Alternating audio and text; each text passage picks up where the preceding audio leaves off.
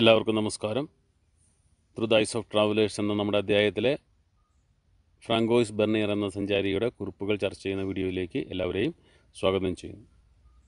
ആദ്യമായിട്ട് ആരാണ് Francois vernier? Who was Francois vernier?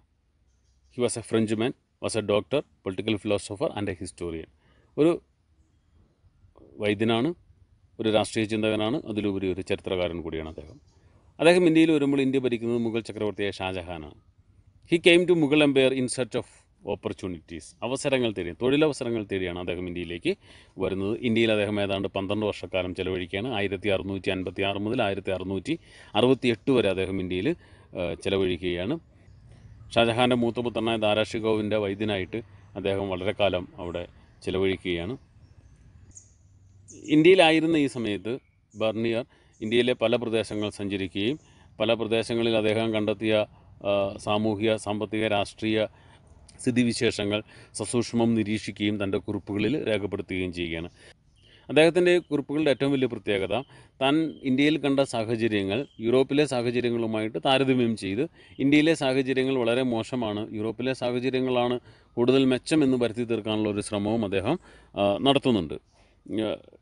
He compared the social conditions in India with the condition of Europe. യൂറോപ്പിലെ സാഹചര്യവുമായിട്ട് അദ്ദേഹം താരതമ്യപ്പെടുത്തുകയാണ് ഇന്ത്യയിലെ സാഹചര്യങ്ങളെ.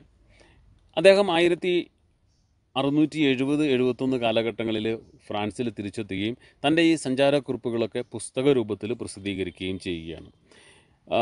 ബെർണിയേഴ്സ് travel in the Mughal empire എന്ന പേരിലാണ് അത് പുസ്തക രൂപത്തിൽ അദ്ദേഹം പ്രസിദ്ധീകരിച്ചത്. തൻ്റെ ഈ എഴുത്തുകൾ, അല്ലെങ്കിൽ തൻ്റെ ഈ ഗ്രന്ഥം അദ്ദേഹം അന്നത്തെ ഫ്രാൻസിലെ ഭരണാധികാരിയായ ലൂയി 14 സമർപ്പിക്കുകയാണ്. ഇന്ത്യയിൽ അദ്ദേഹം കണ്ട ഏറ്റവും പ്രധാനപ്പെട്ട ഒരു സവിശേഷത ഭൂമിയുടെ ഉടമസ്ഥതയിലുള്ള പ്രത്യേകതകളാണ്. അദ്ദേഹത്തിൻ്റെ അഭിപ്രായത്തിൽ ഇന്ത്യയിലെ ഭൂമിയുടെ മുഴുവൻ ഉടമസ്ഥതയും രാജാവിൻ്റെ കയ്യിൽ നിക്ഷിപ്തമാണ്. രാജാവാണ് ഭൂമിയുടെ ഉടമസ്ഥൻ. പ്രൈവറ്റ് പ്രോപ്പർട്ടി എന്ന് പറയുന്ന ഒരു സംവിധാനം ഇന്ത്യയിലില്ല. അതേസമയത്ത് യൂറോപ്പിൽ പ്രൈവറ്റ് പ്രോപ്പർട്ടി എന്ന് പറയുന്ന സംവിധാനമാണ് നിലനിൽക്കുന്നത്. അപ്പോൾ ഈ രണ്ട് സംവിധാനങ്ങൾ തമ്മിൽ അദ്ദേഹം കമ്പയർ ചെയ്തുകൊണ്ടാണ് അദ്ദേഹം ഇന്ത്യയിലെ സ്ഥിതിവിശേഷങ്ങളെ വിശദീകരിക്കുന്നത്. സ്വകാര്യ ഭൂവുടമസ്ഥാവകാശം വേണമെന്ന് വാദിക്കുന്ന ഒരു വ്യക്തിയാണ് Francois vernier. He was A firm believer in the virtues of private property. സ്വകാര്യ ഭൂവുടമസ്ഥത എന്ന് പറയുന്ന സമ്പ്രദായം എല്ലാ പ്രദേശങ്ങളിലും വേണമെന്ന് വാദിക്കുന്ന ഒരു വ്യക്തിയാണ് ഫ്രാങ്കോയിസ് ബെർണിയർ. എന്നാൽ ഇന്ത്യയിൽ അങ്ങനെ ഒരു സംവിധാനമില്ല, അതിൻ്റെ പോരായ്മകൾ ഇന്ത്യയിലുണ്ട് എന്നാണ് അദ്ദേഹം തൻ്റെ കുറിപ്പുകളിലൂടെ പ്രധാനമായിട്ടും പറഞ്ഞു വെക്കുന്നത്. Crown ownership of land harmful for both the state and the people. ജനങ്ങൾക്കും അതേപോലെ തന്നെ രാഷ്ട്രത്തിനും ഒരേപോലെ ദോഷകരമായിട്ടുള്ള ഒരു സംഭവമാണ് ക്രൗൺ ഓണർഷിപ്പ് ഓഫ് ലാൻഡ് എന്നാണ് അദ്ദേഹം പറയുന്നത്. ഭൂമിയുടെ മേലുള്ള പരിപൂർണ ഉടമസ്ഥാവകാശം രാജാവിൽ നിക്ഷിപ്തമായിരിക്കുന്ന ഒരവസ്ഥയാണ് crown ownership of land. Mughal empire, the emperor owned all the land and distributed it among its nobles and nobles to the peasants. അപ്പോൾ മുഗൾ രാജ്യത്ത് ഇങ്ങനെയൊരു സമ്പ്രദായമാണ്, ക്രൗൺ ഓണർഷിപ്പാണ്. ഭൂമിയുടെ പരിപൂർണ അധികാരിയായ അല്ലെങ്കിൽ പരിപൂർണ ഉടമസ്ഥനായ രാജാവ് തൻ്റെ ഭൂമി പ്രഭുക്കന്മാർക്കും പ്രഭുക്കന്മാർ തൻ്റെ ഭൂമി കൃഷിക്കാർക്കും വീതിച്ചു നൽകുന്ന ഒരു സമ്പ്രദായമാണ് ഇന്ത്യയിൽ നിലനിൽക്കുന്നത്. ഇതിൽ ഭൂമിയിൽ പ്രഭുക്കന്മാർക്കോ അതുപോലെ തന്നെ കർഷകർക്കോ ഉടമസ്ഥാവകാശമില്ല. ഭൂമിയുടെ പരിപൂർണ ഉടമസ്ഥാവകാശം ആർക്കാണ്? രാജാവിനാണ് എന്നാണ് പറയുന്നത്. Due to crown ownership of land, landlords could not pass on their land to their children. ഭൂമിയുടെ അവകാശം രാജാവിൽ നിക്ഷിപ്തമായിരിക്കുന്നിടത്തോളം കാലം ഭൂമിയിൽ പണിയെടുക്കുന്ന കർഷകനോ അല്ലെങ്കിൽ ഭൂപ്രഭുവിനോ ഒരു കാലഘട്ടത്തിലും തങ്ങളുടെ ഭൂമി വരും തലമുറകൾക്ക് കൈമാറാനുള്ള അവകാശം ഇവർക്ക് ഉണ്ടായിരിക്കില്ല. അതുകൊണ്ട് തന്നെ ഭൂമിയിൽ ലോങ് ടൈം ഇൻവെസ്റ്റ്മെൻറ്റ് നടത്താൻ കർഷകർക്കോ അതുപോലെ തന്നെ ഭൂപ്രഭുക്കന്മാർക്കോ താല്പര്യമുണ്ടായിരിക്കില്ല. They were averse to any long time investment in the sustains and expansion of the production. അപ്പോൾ ഉൽപ്പാദനം വർദ്ധിപ്പിക്കുന്നതിനാവശ്യമായിട്ടുള്ള എന്തെങ്കിലും ഒരു നിർമ്മാണ പ്രവർത്തനങ്ങൾ നടത്തുന്നതിനോ അല്ലെങ്കിൽ ഭൂമിയുടെ ഫലഭൂയിഷ്ഠത കൂട്ടുന്ന എന്തെങ്കിലും പ്രവർത്തനങ്ങൾ നടത്തുന്നതിലോ കർഷകർക്കോ അല്ലെങ്കിൽ ഭൂപ്രഭുക്കന്മാർക്കോ താല്പര്യമുണ്ടായിരിക്കുകയില്ല. അതുകൊണ്ട് തന്നെ ഇത് രാഷ്ട്രത്തിൻ്റെ സാമ്പത്തിക നിലവാരത്തെ വളരെ ദോഷകരമായിട്ട് ബാധിക്കുമെന്നാണ് അദ്ദേഹം പറഞ്ഞു വെക്കുന്നത്. According to Bernier, what are the evil effect of the crown ownership of land? ബെർണിയറുടെ അഭിപ്രായത്തിൽ ഭൂമിയുടെ ഉടമസ്ഥാവകാശം രാജാവിൽ നിക്ഷിപ്തമായിരിക്കുന്നതുകൊണ്ടുള്ള ദോഷങ്ങൾ എന്തെല്ലാമാണ് അദ്ദേഹം അത് വിവരിക്കുന്നുണ്ട്. absence of ownership of land, landholders could not pass their land to their children. ഭൂമി കൈവശം വെച്ചിരിക്കുന്നവർക്ക് ഒരു കാലത്തും തങ്ങളുടെ ഭൂമി തങ്ങളുടെ വരും തലമുറകൾക്ക് കൈമാറാനുള്ള അവകാശം ഉണ്ടായിരിക്കുകയില്ല. Thus they did not take any interest in increasing production. അതുകൊണ്ട് തന്നെ ഭൂമിയുടെ ഉൽപ്പാദനം വർദ്ധിപ്പിക്കുന്നതിനുള്ള നടപടികളൊന്നും തന്നെ അവർ സ്വീകരിക്കുകയില്ല. It prevent the emergence of improving landlords. ഇത് പുതിയ ഭൂപ്രഭുക്കന്മാർ ഉയർന്നു വരുന്നതിനെ തടയുന്നു. It led to the ruination of agriculture. ഇത് കാർഷിക മേഖലയുടെ തകർച്ചയ്ക്ക് കാരണമാകുന്നു. It brought to continuous decline in living standard of all section of the society. എല്ലാ മേഖലയിലുമുള്ള ആൾക്കാരുടെ ജീവിത നിലവാരം തകരുന്നതിന് ഈ ഒരു സംവിധാനം കാരണമാകും. It led to the excessive oppression of peasantry. കർഷകരുടെ മേൽ കൂടുതൽ അധ്വാന ഭാരം അടിച്ചേൽപ്പിക്കുന്ന ഒരു രീതിയായിട്ട് ഇത് മാറും. ഇതൊക്കെയാണ് ഈ ഭൂമിയുടെ ഉടമസ്ഥാവകാശം രാജാവിൽ നിക്ഷിപ്തമായാലുള്ള പ്രധാനപ്പെട്ട ദോഷങ്ങളെന്ന് ബർണിയർ പറഞ്ഞു വെക്കുന്നത്. അതുപോലെ തന്നെ ബർണിയർ ഇന്ത്യയിലെ സാമൂഹിക സ്ഥിതിവിശേഷങ്ങളെക്കുറിച്ചും പ്രതിപാദിക്കുന്നുണ്ട്. Bernier's description on the social condition of India. ഇന്ത്യയിലെ സാമൂഹിക സ്ഥിതിവിശേഷങ്ങളെക്കുറിച്ച് അദ്ദേഹം പറയുന്നത് ഇതാണ്. Bernier described Indian society as consisting of undifferentiated masses of very rich and powerful ruling classes. അതിസമ്പന്നരായിട്ടുള്ള ഭരണവർഗവും അതിസമ്പന്നരായിട്ടുള്ള പ്രഭുവർഗവും അടങ്ങുന്ന ഒരു ജനതയാണ് ഇന്ത്യയിൽ പ്രധാനമായിട്ടും ഉള്ളതെന്നാണ് അദ്ദേഹം പറയുന്നത്. There was a wide gap between poorest of poor and richest of rich. വളരെ സമ്പന്നരായിട്ടുള്ള ഒരു വിഭാഗം ആൾക്കാരും വളരെ ദരിദ്രം നിറഞ്ഞ ഒരു വിഭാഗം ആൾക്കാരുമാണ് ഇന്ത്യയിലുള്ളത്. There was a wide gap between poorest of poor and richest of the rich. അതിസമ്പന്നരും ദരിദ്രരും തമ്മിലുള്ള വിടവ് വളരെ വലുതാണ് എന്നാണ് ഇദ്ദേഹം പറയുന്നത്. ഇദ്ദേഹം പറഞ്ഞു വെക്കുന്ന മറ്റൊരു പോയിന്റും കൂടി നമ്മൾ നോട്ട് ചെയ്യേണ്ടതുണ്ട്. He says there is no middle state in India. അതായത് മിഡിൽ ക്ലാസ് എന്ന് പറയുന്ന ഒരു വിഭാഗം ഇന്ത്യയിലില്ല എന്നാണ് പറയുന്നത്. ഈ രണ്ട് വിഭാഗങ്ങൾ മാത്രമേ ഇന്ത്യയിലുള്ളൂ. അതിസമ്പന്നരുടെ ഒരു ഗ്രൂപ്പും അതുപോലെ തന്നെ പാവങ്ങളുടെ ഒരു ഗ്രൂപ്പും പാവപ്പെട്ടവരുടെ ഒരു ഗ്രൂപ്പുമാണ് ഉള്ളത് എന്നാണ് ഇദ്ദേഹം പറഞ്ഞു വെക്കുന്നത്. നമുക്ക് ഇദ്ദേഹത്തിൻ്റെ ഇന്ത്യയിലെ സാമൂഹിക സ്ഥിതിവിശേഷങ്ങളെക്കുറിച്ച് അദ്ദേഹത്തിൻ്റെ ഒരു ചിത്രീകരണമാണ് ഇങ്ങനെ. റിച്ച് ക്ലാസ്, അവർ വളരെ റിച്ചാണ്. പുവർ ക്ലാസ്, അവർ വളരെ പുവറാണ്. And there was no middle class. അവിടെ ഒരു മിഡിൽ ക്ലാസ് മധ്യവർഗം എന്ന് പറയുന്ന ഒരു വിഭാഗം ഇല്ല എന്നാണ് അദ്ദേഹം പറയുന്നത്. അതുപോലെ തന്നെ മുഗൾ സാമ്രാജ്യത്തെക്കുറിച്ച് ബർണിയറുടെ ഒരു ജനറൽ വ്യൂ അല്ലെങ്കിൽ ഒരു പൊതുവീക്ഷണം ഇങ്ങനെയാണ്. രാജാവ്, മുഗൾ രാജാവ്, king of beggars and barbarians. അപ്പോൾ അദ്ദേഹം മുഗൾ രാജാവിനെ വിശേഷിപ്പിക്കുന്നത് ഇങ്ങനെയാണ്: യാചകരുടെയും അതുപോലെ തന്നെ അപരിഷ്കൃതരുടെയും രാജാവാണ് മുഗൾ ചക്രവർത്തി. ഇന്ത്യയിലെ ഭൂമിയെക്കുറിച്ച് അദ്ദേഹം പറയുന്നത് ഇപ്രകാരമാണ്: ഓവർ സ്പ്രെഡ് വിത്ത് ബുഷസ്, കുറ്റിക്കാടുകൾ നിറഞ്ഞ ഒരു ഭൂപ്രദേശമാണ്. ആൻഡ് ഫുൾ ഓഫ് പെസ്റ്റിലൻഷ്യൽ മാർഷസ്, രോഗം പരത്തുന്ന അണുക്കൾ നിറഞ്ഞ ചതുപ്പ് നിലങ്ങളോടുകൂടിയ ഭൂമിയാണ് ഇന്ത്യയിലുള്ളത്. അതേപോലെ ഇന്ത്യയിലെ നഗരങ്ങളെ അദ്ദേഹം വിശേഷിപ്പിക്കുന്നത് ഇറ്റ് റൂയിൻഡ് ആൻഡ് കണ്ടാമിനേറ്റഡ് വിത്ത് ഇല്ലെയർ, പൊടി ഈ പടലങ്ങൾ നിറഞ്ഞ ദുഷിച്ച വായുവുള്ള നഗരങ്ങളായിട്ടാണ് ഇന്ത്യയിലെ നഗരങ്ങളെ അദ്ദേഹം വിശേഷിപ്പിക്കുക. നോക്കുക, അപ്പോൾ ഇന്ത്യയെ എത്ര മോശമായ രീതിയിലാണ് അദ്ദേഹം ചിത്രീകരിച്ചു നോക്കുക. ഇന്ത്യയിലെ രാജാവിനെ യാചകരുടെയും അപരിഷ്കൃതരുടെയും രാജാവായിട്ടാണ് വിശേഷിപ്പിക്കുന്നത്. മുഗൾ ചക്രവർത്തിമാരെ അങ്ങനെയാണ് അദ്ദേഹം വിശേഷിപ്പിക്കുന്നത്. ഇന്ത്യയിലെ ഫലഭൂഷ്ടമായ ഭൂമി അദ്ദേഹം വിശേഷിപ്പിക്കുന്നത് കുറ്റിക്കാടുകൾ നിറഞ്ഞതും രോഗാണുക്കൾ പരത്തുന്നതുമായ ചതുപ്പ് നിലങ്ങളോടുകൂടിയ ഭൂമിയായിട്ടാണ് അദ്ദേഹം ഇന്ത്യയെ വിശേഷിപ്പിക്കുന്നത്. ഇന്ത്യയിലെ നഗരങ്ങളെ അദ്ദേഹം വിശേഷിപ്പിക്കുന്നത് പൊടിപടലങ്ങൾ നിറഞ്ഞ വായുവോടുകൂടിയ ദുഷിച്ച വായുവോടുകൂടിയ നഗരങ്ങൾ എന്നാണ് അദ്ദേഹം വിശേഷിപ്പിക്കുന്നത്. അപ്പോൾ ഇത്രമാത്രം മോശമായ രീതിയിലാണ് അദ്ദേഹം ഇന്ത്യയെ ചിത്രീകരിച്ചിരിക്കുന്നത്. അപ്പോൾ ഇദ്ദേഹത്തിൻ്റെ വിമർശനങ്ങൾക്ക് ചില മറുപടികളൊക്കെ മുഗൾ സാമ്രാജ്യത്തിലെ തന്നെ ചില പണ്ഡിതന്മാരൊക്കെ നൽകിയിട്ടുണ്ട്. None of the Mughal official documents state that the king was the sole owner of the land. Mughal ഭരണ സമ്പ്രദായത്തിലെ നികുതി വ്യവസ്ഥയെ സംബന്ധിച്ച്, ഭരണവ്യവസ്ഥയെ സംബന്ധിച്ച്, എല്ലാ രാഷ്ട്രീയ സ്ഥിതിവിശേഷങ്ങളെ സംബന്ധിച്ച് രേഖകൾ ഇന്നും ലഭ്യമാണ്. ഈ രേഖകളിൽ ഒന്നും തന്നെ മുഗൾ ഭരണാധികാരിയാണ് ഭൂമിയുടെ പരിപൂർണമായ അവകാശി എന്ന് പറയുന്നില്ല എന്നാണ് ചില ചരിത്രകാരന്മാർ, അബുൾ ഫാസലിനെ പോലുള്ള ചരിത്രകാരന്മാരൊക്കെ മുന്നോട്ട് വെക്കുന്ന ഒരു വാദം. Abul Fazl has stated that the land revenue demand was imposed not as a rent but was a payment for the protection of the king provided to his subject remuneration of sovereignty. ഇപ്പോൾ അബുൽ ഫസൽ പറഞ്ഞു വെക്കുന്നത് ഇന്ത്യയിൽ നികുതി സമ്പ്രദായം എന്ന് പറയുന്ന ഒരു സമ്പ്രദായമുണ്ട്. ഇന്ത്യയിൽ പല പ്രദേശങ്ങളിൽ നിന്ന് ലഭിക്കുന്ന നികുതികളുടെ കണക്കുകളും അതിൻ്റെ വരുമാനവുമൊക്കെ കൃത്യമായ രീതിയിൽ രേഖപ്പെടുത്തിയിട്ടുള്ള ഗ്രന്ഥങ്ങൾ ഈ മുഗൾ കാലഘട്ടങ്ങളിൽ സൂക്ഷിച്ചു വച്ചിരുന്നു. ഇതൊക്കെ സൂചിപ്പിക്കുന്നത് ഇന്ത്യയിൽ നികുതി സമ്പ്രദായം നിലനിന്നിരുന്നു എന്ന് തന്നെയാണ്. ഇങ്ങനെ നികുതി സമ്പ്രദായം നിലനിൽക്കണമെങ്കിൽ അവിടെ സ്വകാര്യ സ്വത്ത് ഉടമസ്ഥാവകാശം ഉണ്ടായിരിക്കണം. എല്ലാ ഭൂമിയുടെ ഉടമസ്ഥൻ രാജാവാണെങ്കിൽ രാജാവ് എങ്ങനെ അവിടെ നിന്നും നികുതി പിരിക്കും എന്നാണ് അബുൽ ഫസലിനെ പോലുള്ള ചരിത്ര പണ്ഡിതന്മാരൊക്കെ ചോദിക്കുന്ന ചോദ്യം. പക്ഷേ ബർണിയർ പറയുന്നത് അത് നികുതിയല്ല, അത് റെൻ്റാണ്. രാജാവിൻ്റെ ഭൂമി പ്രഭുക്കന്മാർക്കും പ്രഭുക്കന്മാർ തങ്ങൾക്ക് ലഭിക്കുന്ന ഭൂമി കർഷകർക്കും കൊടുക്കുമ്പോൾ അവരിൽ നിന്ന് ലഭിക്കുന്ന വാടകയാണ്, വാടക ഇനത്തിൽ ലഭിക്കുന്ന തുകയാണ് നികുതിയായിട്ട് കണക്കാക്കിയിരിക്കുന്നത് എന്നാണ് ബർണിയർ തൻ്റെ പുസ്തകത്തിൽ പറയുന്നത്. എന്നാൽ അബുൽ ഫസൽ പറയുന്നത് അതല്ല, ഇത് റെൻ്റല്ല, ഇത് റെമ്യൂണറേഷൻ ഓഫ് സോവർണിറ്റി, രാജാവിൻ്റെ പരമാധികാരത്തിന് കൊടുക്കുന്ന പ്രതിഫലമാണ്.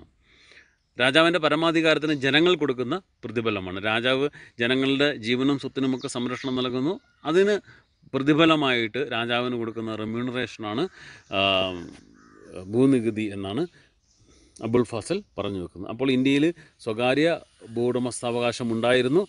ഭൂമിയുടെ പരിപൂർണ അധികാരി രാജാവായിരുന്നില്ല എന്ന് തെളിയിക്കുന്ന രേഖകളൊക്കെ ഈ കാലഘട്ടങ്ങളിൽ ലഭ്യമായെന്ന് നമുക്ക് കാണാൻ സാധിക്കും. ബർണിയറുടെ ഈ വീക്ഷണം, അതായത് ക്രൗൺ ഓണർഷിപ്പ് ഓഫ് ലാൻഡ് എന്ന് പറയുന്ന ആ ഒരു വീക്ഷണത്തെ യൂറോപ്പിലെ പണ്ഡിതന്മാർ രണ്ട് കൈയും നീട്ടി സ്വീകരിക്കുകയാണ്. അത് വളരെ ചർച്ചാ വിഷയമാവുകയാണ് യൂറോപ്പിലെ പണ്ഡിതന്മാരായ മോണ്ടസ്ക്യൂ, കാറൽ മാക്സ് എന്നിവരൊക്കെ ഈ സിദ്ധാന്തത്തിൽ വളരെയധികം ആകർഷകരാകുന്നുണ്ട്. മോണ്ടസ്ക്യൂ ഈ ബർണിയറുടെ ലാൻഡ് ഓണർഷിപ്പുമായിട്ട് ബന്ധപ്പെട്ട ആശയത്തിൽ നിന്നും പ്രചോദനം ഉൾക്കൊണ്ട് ഓറിയൻ്റൽ ഡെസ്പോട്ടിസം എന്ന് പറയുന്ന ഒരു ആശയം മുന്നോട്ട് വെക്കുന്നുണ്ട്. അതേപോലെ തന്നെ ഇതിൽ നിന്നും ഡെവലപ്പ് ചെയ്ത മറ്റൊരു ആശയമാണ് ഏഷ്യാറ്റിക് മോഡ് ഓഫ് പ്രൊഡക്ഷൻ, അതായത് കാറൽ മാർക്സ് മുന്നോട്ട് വെക്കുന്ന സിദ്ധാന്തം. നമുക്കറിയാം മോണ്ടസ്ക്യൂ എന്ന് പറയുന്നത് ഫ്രാൻസിലെ വളരെ പ്രശസ്തനായ ഒരു തത്വചിന്തകനാണ്. വോൾട്ടയർ, റോസോ, മോണ്ടസ്ക്യൂ ഇവരൊക്കെ 1789 ഫ്രഞ്ച് വിപ്ലവത്തിൻ്റെ പിന്നിൽ പ്രവർത്തിച്ച ബുദ്ധിശാലികളാണ്. ഇവരാണ് ഫ്രഞ്ച് വിപ്ലവത്തിൻ്റെ ആശയം ജനങ്ങളിലേക്ക് എത്തിച്ചത് എന്ന് വേണമെങ്കിൽ നമുക്ക് പറയാം. വോൾട്ടയർ, റൂസോ, മോണ്ടസ്ക്യൂ എന്ന് പറയുന്ന ഈ മൂന്ന് ചിന്തകരാണ് ഫ്രഞ്ച് വിപ്ലവത്തിൻ്റെ പിന്നിലെ ബുദ്ധിജീവികൾ. ഈ മോണ്ടസ്ക്യൂ എന്ന് പറയുന്ന വ്യക്തിയാണ് ഈ ബർണിയറുടെ ആശയം സ്വീകരിച്ചുകൊണ്ട് ഓറിയൻ്റൽ ഡെസ്പോട്ടിസം എന്ന് പറയുന്ന ഒരു ആശയം മുന്നോട്ട് വെക്കുന്നത്. അതേസമയത്ത് കാറൽ മാർക്സ് ഇതിൽ നിന്നും ഏഷ്യാറ്റിക് മോഡ് ഓഫ് പ്രൊഡക്ഷൻ എന്ന് പറയുന്ന ഒരാശയവും ഡെവലപ്പ് ചെയ്യുന്നുണ്ട്. നമുക്ക് നോക്കാം എന്താണ് oriental despotism. French philosopher Montesquieu used Bernier's account and developed the idea of oriental despotism. French തത്വചിന്തകനായ മോണ്ടസ്ക്യൂ ബർണിയറുടെ ഈ വിവരണങ്ങളിൽ നിന്നും ലഭിച്ച പ്രചോദനത്തിൻ്റെ അടിസ്ഥാനത്തിൽ അദ്ദേഹം മുന്നോട്ട് കൊണ്ടുവന്ന ഒരാശയമാണ് ഓറിയൻ്റൽ ഡെസ്പോട്ടിസം എന്ന പേരിൽ അറിയപ്പെടുന്നു. ഓറിയൻ്റ് എന്ന് പറഞ്ഞിട്ടുണ്ടെങ്കിൽ ഈസ്റ്റ് അല്ലെങ്കിൽ ഏഷ്യൻ കൺട്രീസ്, ഈസ്റ്റേൺ കൺട്രീസ് അല്ലെങ്കിൽ ഏഷ്യൻ കൺട്രീസ് എന്നാണ്. In Asia the king enjoyed absolute authority over his subject and owned all lands. ഇപ്പോൾ ഓറിയൻ്റൽ ഡെസ്പോട്ടിസത്തിൻ്റെ ഏറ്റവും അടിസ്ഥാനം ഇതാണ്. ഏഷ്യയിൽ അല്ലെങ്കിൽ കിഴക്കൻ രാജ്യങ്ങളിൽ രാജാവാണ് ഭൂമിയുടെയും പ്രജകളുടെയും പരിപൂർണ അധികാരി. There was no private property. അവിടെ സ്വകാര്യ സ്വത്ത് എന്ന് പറയുന്ന ഒരു സംവിധാനമില്ല. All people except king and noble struggle for survival. രാജാവും പ്രഭുക്കന്മാരും ഒഴിച്ചുള്ള എല്ലാ ജനങ്ങളും കടുത്ത ദാരിദ്ര്യത്തിലാണ് ജീവിക്കുന്നത് എന്നുള്ള ഒരു ആശയമാണ് ഇത് മുന്നോട്ട് വയ്ക്കുന്നത്. അപ്പോൾ രാജാവും അതുപോലെ തന്നെ ഭരണവർഗവും ആഡംബര ജീവിതം നയിക്കുമ്പോൾ മറ്റ് വിഭാഗങ്ങളെല്ലാം വളരെ ദാരിദ്ര്യത്തിലാണ് ജീവിക്കുന്നത് എന്നാണ് ഈ ഓറിയൻ്റൽ ഡെസ്പോട്ടിസം എന്ന് പറയുന്ന ആശയത്തിലൂടെ മോണ്ടസ്ക്യൂ മുന്നോട്ട് വയ്ക്കുന്നത്. ഇനി what is Asiatic mode of production? എന്താണ് Asiatic mode of production? Karl Marx further developed the idea of oriental despotism as Asiatic mode of production. അപ്പോൾ ഈ ഓറിയൻ്റൽ ഡെസ്പോട്ടിസം എന്ന് പറയുന്ന ആശയത്തെ കാറൽ മാർക്സ് കുറച്ചും കൂടി നവീകരിച്ചുകൊണ്ട് അദ്ദേഹം ഏഷ്യാറ്റിക് മോഡ് ഓഫ് പ്രൊഡക്ഷൻ എന്ന് പറയുന്ന പുതിയൊരു ആശയം മുന്നോട്ട് വെക്കുകയാണ്. Before colonisation surplus production was appropriated by the state. ഇപ്പോൾ കോളനൈസേഷന് മുമ്പ് അല്ലെങ്കിൽ ഇന്ത്യയിൽ കോളനികൾ സ്ഥാപിക്കപ്പെടുന്നതിന് മുമ്പ് അല്ലെങ്കിൽ യൂറോപ്യൻ ഭരണത്തിന് മുമ്പ് ഇന്ത്യയിലെ സർപ്ലസ് പ്രൊഡക്ഷൻ എന്ന് പറയുന്നത് ആ ഒരു രാഷ്ട്രത്തിനുള്ളിൽ മാത്രം ഒതുങ്ങി നിൽക്കുകയാണ്. അല്ലെങ്കിൽ ആ രാഷ്ട്രത്തിന് വേണ്ട സാധനങ്ങൾ മാത്രമാണ് ഇന്ത്യയിലെ കർഷകർ ഉൽപ്പാദിപ്പിച്ചിരുന്നത് അല്ലെങ്കിൽ കരകൗശല വിദഗ്ധർ ഉൽപ്പാദിപ്പിച്ചിരുന്നത് എന്നാണ് കാറൽ മാർക്സ് പറഞ്ഞു വെക്കുന്നത്. This led to the emergence of society that was composed a large number of autonomous and egalitarian village community. ഇപ്പോൾ ഈ ഒരു സ്ഥിതിവിശേഷം ഇന്ത്യയിൽ സെൽഫ് സഫിഷ്യൻ്റ് ആയിട്ടുള്ള വില്ലേജ് ഇക്കോണമിയുടെ നിലനിൽപ്പിന് കാരണമാവുകയാണ്. അപ്പോൾ ഓരോ വില്ലേജും സെൽഫ് സഫിഷ്യൻ്റ് ആണ്, അവർക്ക് വേണ്ട കാര്യങ്ങൾ അവർ തന്നെ ഉൽപ്പാദിപ്പിക്കുന്നു. പുറമേക്കൊന്നും കച്ചവടത്തിന് സാധ്യതകളില്ല, വിദേശ വ്യാപാരവും അങ്ങനെയുള്ള കാര്യങ്ങൾക്കൊന്നും യാതൊരു സാധ്യതയുമില്ല എന്നാണ് ഈ ഏഷ്യാറ്റിക് മോഡ് ഓഫ് പ്രൊഡക്ഷൻ എന്ന് പറയുന്ന ആശയം മുന്നോട്ട് വെച്ചുകൊണ്ട് കാറൽ മാർക്സ് പറയുന്നത്. അപ്പോൾ ഇന്ത്യയിലെ സ്ഥിതിവിശേഷം എന്ന് പറയുന്നത് വളരെ സ്റ്റാഗ്നൻ്റാണ്, ഒരു പുരോഗതിയും ഇല്ലാത്തതാണ്. വിദേശ രാജ്യങ്ങളിലേക്കൊന്നും സാധനങ്ങൾ കയറ്റി വിടാൻ മാത്രം ഉള്ള ഒരു ഉൽപ്പാദനം അവിടെ നടക്കുന്നില്ല. അത് രാഷ്ട്രത്തിൻ്റെ സാമ്പത്തിക സ്ഥിതിയെ ദോഷകരമായിട്ട് ബാധിക്കുന്നു എന്നാണ് ഈ കാറൽ മാർക്സ് പറയുന്നത്. കാറൽ മാർക്സ് ഇങ്ങനെ പറയുന്നതിനുള്ള പ്രധാനപ്പെട്ട കാരണം ബെർണിയർ മുന്നോട്ട് വെച്ച ക്രൗൺ ഓണർഷിപ്പ് ഓഫ് ലാൻഡ് എന്ന് പറയുന്ന ആ ഒരു ആശയത്തിൻ്റെ ചുവട് പിടിച്ചാണ് കാറൽ മാർക്സിൻ്റെ ഈ ഒരു ആശയം വരുന്നത്. The imperial court respect these villages as long as the flow of surplus was continued. എത്ര കാലം രാജ്യത്തിന് ആവശ്യമായിട്ടുള്ള വരുമാനം ഈ വില്ലേജിൽ നിന്ന് ലഭിക്കുന്നു അത്രയും കാലം ഈ വില്ലേജിന് അങ്ങനെ നിലനിന്ന് പോകാം എന്നാണ് പറയുന്നത്. അധിക വരുമാനമൊന്നും ലഭിക്കുന്നില്ല. രാജാവ് ഒരു വരുമാനം പ്രതീക്ഷിക്കുന്നുണ്ട്, ആ വരുമാനം മാത്രം. അതായത് രാജാവിൻ്റെ ഭരണ സംവിധാനങ്ങളെ നിലനിർത്തിക്കൊണ്ട് പോകുവാൻ മാത്രമുള്ള ഒരു വരുമാനമാണ് ഈ ഇവിടെ നിന്ന് ലഭിച്ചിരുന്നത്. വിദേശ വ്യാപാരമോ അതുപോലെ തന്നെ സാമ്പത്തിക അഭിവൃദ്ധി ഉണ്ടാക്കുന്ന രീതിയിലുള്ള എന്തെങ്കിലും ഒരു വരുമാനമോ ഒന്നും തന്നെ ഇവിടെ നിന്നും ലഭിച്ചിരുന്നില്ല. Karl marks regarded this as A stagnant system. ഇതൊരു വികസന മുരടിപ്പുണ്ടാക്കുന്ന സിസ്റ്റമാണ്.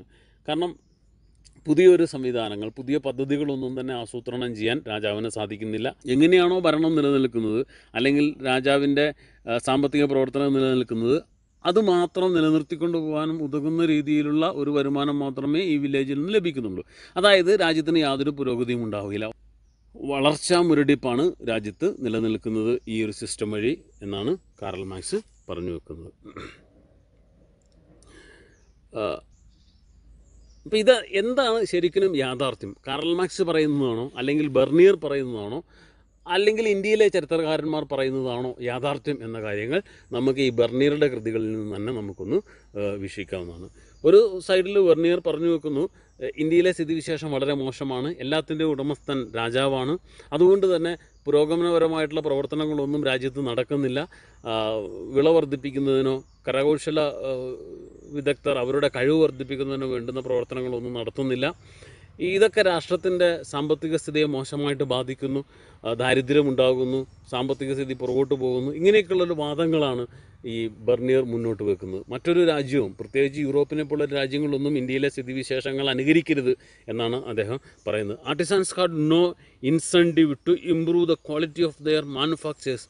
അവരുടെ ഉൽപ്പന്നങ്ങൾ വർദ്ധിപ്പിക്കുന്നതിനോ അവരുടെ ഉൽപ്പാദനം വർദ്ധിപ്പിക്കുന്നതിനോ അതിൻ്റെ ഗുണനിലവാരം വർദ്ധിപ്പിക്കുന്നതിനോ വേണ്ടുന്ന നടപടികളൊന്നും തന്നെ കരകൗശല വിദഗ്ധർ സ്വീകരിക്കുന്നില്ല. കാരണം അവർക്ക് അതിനുള്ള വരുമാനമൊന്നും ലഭിക്കുന്നില്ല. എത്രയുണ്ടാക്കിയാലും അവർക്ക് ലഭിക്കുന്ന വരുമാനത്തിനൊരു പരിധിയുണ്ട്. അതുകൊണ്ട് തന്നെ അവർ അവരുടെ കഴിവുകൾ വർദ്ധിപ്പിക്കുന്നതിന് വേണ്ടിയുള്ള ശ്രമങ്ങളൊന്നും തന്നെ നടത്താറില്ല. All profit were appropriated by the state. രാജ്യത്തിന് ഉചിതമാകുന്ന രീതിയിലുള്ള ഉൽപ്പാദനം മാത്രമേ അവർ സ്വീകരിക്കാറുള്ളൂ. അവർക്ക് പുറമേക്ക് കച്ചവടം ചെയ്യാനുള്ള അവസരങ്ങളൊന്നും തന്നെ ഇല്ല. The production was on the verge of decline. അതുകൊണ്ട് തന്നെ ഈ ഉൽപ്പാദന പ്രവർത്തനങ്ങളെല്ലാം തന്നെ നാശത്തിൻ്റെ വക്കിലാണ് എന്നാണ് ബെർണിയർ ഒരു വശത്ത് പറയുന്നത്. അതേ ബെർണിയർ തന്നെ മറുഭാഗത്ത് വേറൊരു കാര്യം കൂടെ പറയുന്നുണ്ട്. Vast quantities of world's precious metal like gold and silver flowed into India in exporting manufactures. ഇന്ത്യയിലെ ഉൽപ്പന്നങ്ങൾ കയറ്റുമതി ചെയ്യുന്നതിന് പകരമായിട്ട് ഇന്ത്യയിലേക്ക് ലോകത്തിലെ വിലപിടിപ്പുള്ള ലോഹങ്ങളെല്ലാം ഒഴുകിയെത്തുകയാണ്. ഫ്ലോ ഓഫ് പ്രഷ്യസ് മെറ്റൽസ് എന്നാണ് അദ്ദേഹം പറയുന്നത്. അതായത് ഇന്ത്യയിലെ ഉൽപ്പന്നങ്ങൾക്ക് ഗുണനിലവാരമില്ല, അത് നാശത്തിൻ്റെ വക്കീലാണ്, അതിൻ്റെ ക്വാളിറ്റി വർദ്ധിപ്പിക്കാനുള്ള ശ്രമങ്ങളൊന്നും തന്നെ കരകൗശല വിദഗ്ധർ നടത്തുന്നില്ല എന്ന് പറയുന്ന അതേ ബെർണിയർ തന്നെയാണ് പിന്നീട് പറയുന്നത് ഇന്ത്യയിലേക്ക് സ്വർണത്തിൻ്റെയും വെള്ളിയുടെയും ഒരു ഒഴുക്കുണ്ടാവുകയാണ്. അതെന്തിനു പകരമായിട്ടാണ്? ഇന്ത്യയിലെ ഉൽപ്പന്നങ്ങൾ കയറ്റുമതി ചെയ്യുന്നതിൻ്റെ പ്രതിഫലമായിട്ടാണ് ഇങ്ങനെയൊരു ഒഴുക്ക് ഉണ്ടാകുന്നത് എന്നാണ് ഇദ്ദേഹം പറയുന്നത്. നോക്കുക, അദ്ദേഹം തൻ്റെ പുസ്തകത്തിൽ പറയുന്ന കാര്യങ്ങൾ വ്യാജമാണെന്ന് അദ്ദേഹം തന്നെ മറ്റൊരു പ്രസ്താവനയിലൂടെ തെളിയിക്കുകയാണ്. ഒരു ഭാഗത്ത് അദ്ദേഹം പറയുന്നു ഇന്ത്യ നശിച്ചു പോയിക്കൊണ്ടിരിക്കുകയാണ്, ഇന്ത്യയിലെ കരകൗശല വിദഗ്ധർ മോശമാണ്, അവരുടെ ഉൽപ്പാദന പ്രക്രിയകൾ നടക്കുന്നില്ല, കാർഷിക വിളകളുടെ ഉൽപ്പാദനം നടക്കുന്നില്ല, ഇന്ത്യയിലെ മോഡൽ ആരും അനുകരിക്കരുത് എന്ന് അദ്ദേഹം പറഞ്ഞു വെക്കുമ്പോൾ തന്നെ മറ്റൊരു വശത്ത് അദ്ദേഹം പറയുന്നത് ഇന്ത്യയിലേക്ക് സ്വർണത്തിൻ്റെയും വെള്ളിയുടെയും ഒഴുക്കുണ്ടാവുകയാണ്. അതെന്തിനു പകരമായിട്ടാണ്? ഇന്ത്യയിലെ ഉൽപ്പന്നങ്ങൾ കയറ്റുമതി ചെയ്യുന്നതിന് പ്രതിഫലമായിട്ട് ഈ ലോകത്തിലെ പ്രഷ്യസ് മെറ്റൽസ്, വിലപിടിപ്പുള്ള ലോഹങ്ങളെല്ലാം ഇന്ത്യയിലേക്ക് ഒഴുകുന്നു എന്നാണ് അദ്ദേഹം പറയുന്നത്. He also mentioned that there existed a prosperous merchant community engaging long distance trade. അതുപോലെ തന്നെ അദ്ദേഹം മറ്റൊരു കാര്യം കൂടെ പറയുന്നത് ഇന്ത്യയിൽ വളരെ സമ്പന്നമായിട്ടുള്ള, വളരെ അഭിവൃദ്ധി പ്രാപിച്ച ഒരു കച്ചവട വർഗവും ഉണ്ട് എന്ന് അദ്ദേഹം പറയും. നോക്കുക, ഇന്ത്യയിൽ പാവപ്പെട്ട ഒരു വിഭാഗവും സമ്പന്നമായ ഭരണവർഗവും മാത്രമേ ഉള്ളൂ എന്ന് പറഞ്ഞ ബർണിയറാണ് പിന്നീട് പറയുന്നത് ഇന്ത്യയിൽ എന്തും കൂടെയുണ്ട്, ഒരു സമ്പന്നരായിട്ടുള്ള ഒരു കച്ചവട വർഗവുമുണ്ട്. അപ്പോൾ ബർണിയർ തൻ്റെ പുസ്തകത്തിൽ പറയുന്ന കാര്യങ്ങളെല്ലാം വ്യാജമാണ് എന്ന് ബർണിയർ തന്നെ മറ്റു പ്രസ്താവനകളിലൂടെ തെളിയിച്ചുകൊണ്ടിരിക്കുകയാണ്. നമുക്കറിയാം, ഒരു കച്ചവട സ്ഥാപനം നിലനിൽക്കണമെങ്കിൽ അതിൽ നിന്ന് ലാഭമുണ്ടാകണം. ലാഭമുണ്ടെങ്കിൽ മാത്രമേ അവരുടെ കച്ചവടക്കാർക്ക് അഭിവൃദ്ധി ഉണ്ടാവുകയുള്ളൂ. കച്ചവടക്കാർക്ക് അഭിവൃദ്ധി ഉണ്ടായാൽ മാത്രമേ കച്ചവടങ്ങളൊക്കെ കൂടുതൽ കാര്യക്ഷമമായ രീതിയിൽ നടക്കുകയുള്ളൂ. സോ ഇന്ത്യയിൽ അങ്ങനെ ഒരു സംവിധാനമുണ്ട് എന്ന് ബർണിയർ തന്നെ പറയുന്നുണ്ട്. ഇന്ത്യയിൽ പ്രോസ്പറസ് ആയിട്ടുള്ള കച്ചവട സംഘങ്ങളുണ്ട്, അവരാണ് ഇന്ത്യയിലെ ലോങ് ഡിസ്റ്റൻസ് ട്രേഡ്. നമുക്ക് ഇന്ത്യക്ക് വിദേശ വ്യാപാരവും വാണിജ്യവും ഒന്നുമില്ല. ഇന്ത്യക്ക് ആവശ്യമായ സാധനങ്ങൾ മാത്രമേ ഉൽപ്പാദിപ്പിക്കുന്നുള്ളൂ എന്ന് പറഞ്ഞു വെച്ച യൂറോപ്യൻ എഴുത്തുകാരനായ ഈ ഫ്രാങ്കോയിസ് ബർണിയർ തന്നെയാണ് ഇന്ത്യയിൽ വളരെ ശക്തരായിട്ടുള്ള, സമ്പന്നരായിട്ടുള്ള ഒരു കച്ചവട വർഗമുണ്ടെന്നും അവരുടെ പ്രവർത്തനങ്ങളുടെ ഫലമായിട്ട് ഇന്ത്യ വിദേശ വ്യാപാരമൊക്കെ നടത്തിയിരുന്നു എന്നും പറയുന്നത്. ബർണിയറുടെ ഈ പുസ്തകങ്ങളിൽ എഴുതിയിരിക്കുന്ന കാര്യങ്ങളൊന്നും കണ്ണുമടച്ച് വിശ്വസിക്കേണ്ടതില്ല എന്നാണ് നമുക്ക് മനസ്സിലാക്കാൻ സാധിക്കുന്നത്. ഇനി ഇന്ത്യയുടെ നഗരങ്ങളെക്കുറിച്ച് അദ്ദേഹത്തിൻ്റെ വീക്ഷണം നമുക്ക് നോക്കാം. 15% of the population lived in towns. ഇന്ത്യയിലെ ആ കാലഘട്ടങ്ങളിൽ ഏതാണ്ട് 15%, ഇന്ത്യയുടെ ജനസംഖ്യയുടെ 15%വും നഗരങ്ങളിലാണ് താമസിച്ചിരുന്നത് എന്നാണ് ബർണിയർ പറയുന്നത്. നോക്കുക, യൂറോപ്പിലൊക്കെ ആ കാലഘട്ടങ്ങളിൽ യൂറോപ്യൻ ജനസംഖ്യയുടെ കേവലം 5% മാത്രമാണ് നഗരങ്ങളിൽ താമസിച്ചിരുന്നത്. അതേസമയത്ത് ഇന്ത്യയിൽ ഏതാണ്ട് 15% ആൾക്കാരും നഗരവാസികളായിരുന്നു. Bernier described Mughal cities as a camp towns. അപ്പം ഇന്ത്യയിലെ നഗരങ്ങൾ വലുതാണ്, 15%ഓളം ആൾക്കാർ ഇന്ത്യയിൽ നഗരവാസികളായിട്ടുണ്ട്, ധാരാളം നഗരങ്ങളുണ്ട്. പക്ഷേ ബർണിയർ പറഞ്ഞു വെക്കുന്നത് ഇന്ത്യയിലെ നഗരങ്ങൾ ക്യാമ്പ് ടൗൺസാണ്. ക്യാമ്പ് ടൗൺസ് എന്ന് പറഞ്ഞാൽ പാളയ നഗരങ്ങളാണ്. രാജാവും പരിവാരങ്ങളുമൊക്കെ ഇടയ്ക്കിടയ്ക്ക് ഈ നഗരങ്ങൾ സന്ദർശിക്കുകയും അങ്ങനെ രാജാവും പരിവാരങ്ങളും നഗരങ്ങൾ സന്ദർശിക്കുന്ന ആ സമയത്ത് മാത്രമാണ് ഈ നഗരങ്ങളിൽ ആളനക്കമുണ്ടാവുക, ജനസംഖ്യ ഉണ്ടാവുക. അല്ലാത്ത സമയങ്ങളിൽ ഇവിടെ വെറും തരിശു ഭൂമിയാണ്, ഇവിടെ ആൾക്കാരും തന്നെ താമസിക്കാറില്ല. ഇപ്പോൾ ഇന്ത്യയിലെ നഗരങ്ങളൊക്കെ പാളയ നഗരങ്ങളാണെന്ന് അദ്ദേഹം പറഞ്ഞു വെക്കുമ്പോഴും ഇന്ത്യയിൽ ധാരാളം നഗരങ്ങളുണ്ട് എന്ന് അദ്ദേഹം പറയുന്നുണ്ട്. Different kinds of towns are there in India. Manufacturing towns, trading towns, port towns, sacred centres, pilgrim towns, ഇങ്ങനെ ധാരാളം വിവിധ തരത്തിലുള്ള നഗരങ്ങൾ ഇന്ത്യയിൽ നമുക്ക് കാണാൻ സാധിക്കും. ഈ നഗരങ്ങളിലേക്ക് നിലനിൽപ്പ് ശക്തരായിട്ടുള്ള കച്ചവട സംഘങ്ങളുടെ സ്വാധീനത്തിൻ്റെ ഫലമായിട്ടാണ് എന്ന് അദ്ദേഹം പറഞ്ഞു വെക്കുന്നുണ്ട്. നമുക്ക് ഇന്ത്യയിലെ നഗരങ്ങൾ പാളയ നഗരങ്ങളാണെന്ന് പറയുന്ന അദ്ദേഹം തന്നെയാണ് പിന്നീട് പറയുന്നത് ഇന്ത്യയിൽ പലതരത്തിലുള്ള നഗരങ്ങളുണ്ട്, ഈ നഗരങ്ങളൊക്കെ നിലനിൽക്കുന്നത് കച്ചവട സംഘങ്ങളുടെ സ്വാധീനത്തിൻ്റെ ഫലമായിട്ടാണ് എന്ന് അദ്ദേഹം പറയുന്നത്. Merchant strong community organised into a caste cum occupational groups. കച്ചവട സംഘങ്ങൾ എന്ന് പറയുന്നത് ജാതിയുടെ അടിസ്ഥാനത്തിൽ രൂപീകൃതമായിട്ടുള്ള അല്ലെങ്കിൽ തൊഴിലിൻ്റെ അടിസ്ഥാനത്തിൽ രൂപീകൃതമായിട്ടുള്ള ഓരോ ഗ്രൂപ്പുകളാണ്. ഈ ഗ്രൂപ്പുകളാണ് നമ്മൾ പിൽക്കാലഘട്ടങ്ങളിൽ ഗിൽഡുകൾ എന്നൊക്കെ പേരിൽ പഠിക്കുകയും ചർച്ച ചെയ്യുകയും ഒക്കെ ചെയ്യുന്നത്. അപ്പോൾ ഈ ഗിൽഡുകളാണ് ഇന്ത്യയിൽ നഗരങ്ങളുടെ നിലനിൽപ്പിൻ്റെ അടിസ്ഥാനം എന്ന് നമുക്ക് കാണാൻ സാധിക്കും. ഒരു ഭാഗത്ത് അദ്ദേഹം പറഞ്ഞു വെക്കുന്നത് ഇന്ത്യയിലെ നഗരങ്ങൾ മോശമാണ്, മലിനീകരണമായ വായു നിറഞ്ഞതാണ്, പൊടിപടലങ്ങൾ നിറഞ്ഞതാണ്, പാളയ നഗരങ്ങളാണ് എന്നൊക്കെ പറയുന്ന അദ്ദേഹം തന്നെയാണ് പിന്നീട് പറയുന്നത് ഇന്ത്യയിലെ ശക്തരായ കച്ചവട സംഘങ്ങളുണ്ട്, അവരുടെ സ്വാധീനത്തിൻ്റെ ഫലമായിട്ട് ഇന്ത്യയിൽ പലതരത്തിലുള്ള നഗരങ്ങൾ നിലനിൽക്കുന്നു എന്ന് പറയുന്നത്. അപ്പോൾ ഇന്ത്യ ചരിത്രത്തെ 17-ാം നൂറ്റാണ്ടിലെ ഇന്ത്യ ചരിത്രത്തെക്കുറിച്ച് പഠിക്കാൻ ബർണിയറുടെ പുസ്തകങ്ങൾ നമ്മൾ ആശ്രയിച്ചാൽ നമുക്ക് ശരിയായ വിവരങ്ങൾ ലഭിക്കുകയില്ല എന്ന് നമുക്ക് മനസ്സിലാക്കേണ്ടതുണ്ട്. നമുക്ക് ഈ നഗരവാസികളെക്കുറിച്ചും അദ്ദേഹം പറയുന്നുണ്ട്. ആ കാലഘട്ടങ്ങളിൽ നഗരങ്ങളിൽ നിലനിന്നിരുന്ന നഗരവാസികളെക്കുറിച്ചും അദ്ദേഹം ചില വിവരങ്ങളൊക്കെ പറയുന്നുണ്ട്. ഫിസീഷ്യൻസ്, ഡോക്ടർമാർ, അതുപോലെ തന്നെ ടീച്ചേഴ്സ്, ലോയേഴ്സ്, പെയിൻറ്റേഴ്സ്, ആർക്കിടെക്ചേഴ്സ്, കാലിഗ്രാഫേഴ്സ്, ഇങ്ങനെ വിവിധ തരത്തിലുള്ള ആൾക്കാരാണ് നഗരങ്ങളിൽ താമസിച്ചിരുന്നത് എന്ന് അദ്ദേഹം പറഞ്ഞു വെക്കുകയാണ്. ബർണിയർ എന്ന് പറയുന്ന ആ സഞ്ചാരി ഇന്ത്യയിലെ സാമൂഹിക പരിസ്ഥിതികളെ, സാമ്പത്തിക പരിസ്ഥിതികളെ, രാഷ്ട്രീയ പരിസ്ഥിതികളെ ഫ്രാൻസിലെ സാമൂഹിക രാഷ്ട്രീയ സാമ്പത്തിക പരിസ്ഥിതികളുമായിട്ട് താരതമ്യം ചെയ്യുകയും ഫ്രാൻസിലെ സാമൂഹിക രാഷ്ട്രീയ സാമ്പത്തിക പരിസ്ഥിതികളാണ് ഇന്ത്യയിലെ സാമൂഹിക രാഷ്ട്രീയ പരിസ്ഥിതികളെ കഴിഞ്ഞും നല്ലത് എന്ന് അദ്ദേഹം തൻ്റെ ഗ്രന്ഥത്തിലൂടെ സമർത്ഥിക്കാൻ ശ്രമിക്കുകയും ചെയ്യുന്നു. അതേസമയത്ത് അദ്ദേഹത്തിൻ്റെ പുസ്തകത്തിൻ്റെ മറ്റൊരു ഭാഗത്ത് ഇന്ത്യയിൽ ധാരാളം കച്ചവട സംഘങ്ങളുണ്ടായിരുന്നു, ഇന്ത്യയിൽ ധാരാളം നഗരങ്ങളുണ്ടായിരുന്നു, ഇന്ത്യയിൽ ധാരാളം കയറ്റുമതികൾ നിലനിന്നിരുന്നു, ഇന്ത്യയിലേക്ക് സ്വർണത്തിൻ്റെയും വെള്ളിയുടെയും ഒഴുക്കുണ്ടാകുന്നു എന്നൊക്കെ അദ്ദേഹം പറഞ്ഞു വെക്കുകയാണ്. അപ്പോൾ ഈ പ്രസ്താവനകളിൽ നിന്നും അദ്ദേഹത്തിൻ്റെ രചനകളിലെ പക്ഷപാതിത്വം നമുക്ക് തിരിച്ചറിയാൻ സാധിക്കും. ഫ്രാൻസിനെയും അതുപോലെ യൂറോപ്പിനെയും ഉയർത്തിക്കാണിക്കുകയും ഇന്ത്യയെ ഇകഴ്ത്തിക്കാണിക്കുകയും ചെയ്യുന്ന ഒരു നിലപാടാണ് അദ്ദേഹം സ്വീകരിച്ചിരിക്കുന്നത്.